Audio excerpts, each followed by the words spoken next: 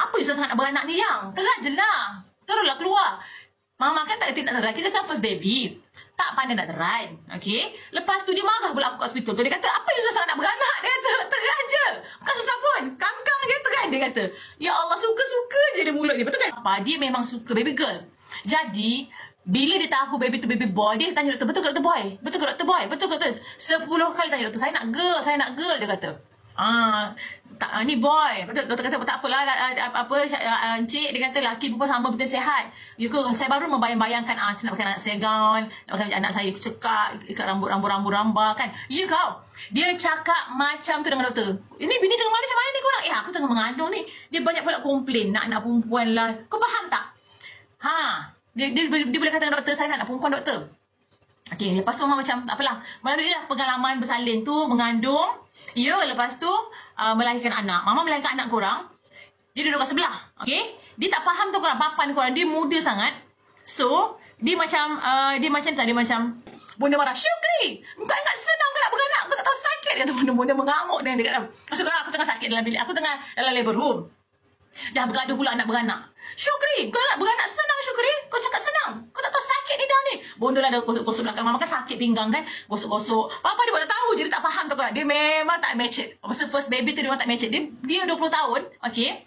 Okay. Masa bunda lah yang banyak layan Mama tau. Dia gosok-gosok Mama punya badan belakang sampai dia mak tahu sakit ni semua kan. Dia tanya doktor tu. Panggil doktor. Laki aku tak tahu je. Ya, bergaduh pula nak beranak dalam labor room.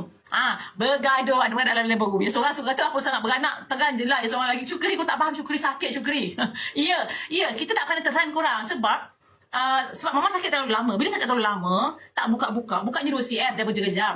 Doktor bagi epidural. Bagi epidural. Okay, dah epidural pun dah berepidural.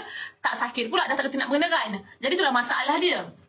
Okay. So, lepas tu korang, lepas beranak tu pagi-pagi tu pukul 7 pagi. Jom siap kita balik. Kenapa nak kena balik ni? Nanti bil mahal.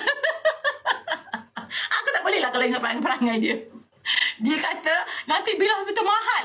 Aku tak apa pula mahal. Dia kan charge sekali. Contoh kalau kau dah sampai satu malam semalam je lah. Kenapa pula aku nak kena balik pagi-pagi? Kau faham tak? Dia paksa aku kemas. Dia paksa balik sebab dia takut bil mahal. Padahal kan doktor dah tengah hari keluar lah doktor datang. Iya, dia kot Syahidah. Kan doktor dah beritahu. Nanti lepas doktor tengah hari boleh balik. Dia tak pernah apa. Pukul 8 pagi dia dah kejut aku suruh kemar balik. Aku kata, ya Allah, laki aku ni kan sabar je lah. Iya, kau tak tahu laki aku dulu. Dia macam tu korang. Lepas tu kan, bila kita kan contoh kita minta bantuan nurse kan. Kita kan picit lah yang button merah tu kan. Dia marah, jangan picit-picit. Kenapa tak boleh picit? Dia kata, kalau you picit dia akan charge. 10 kali you panggil, 10 kali dia charge. Ya ke? Ya ke korang? Dia charge tak charge kan? Okay? Dia tak bagi aku tekan button merah. Dia tak bagi aku apa-apa. Dia kata semua kena charge. Dia betul-betul kena ke ada level korang.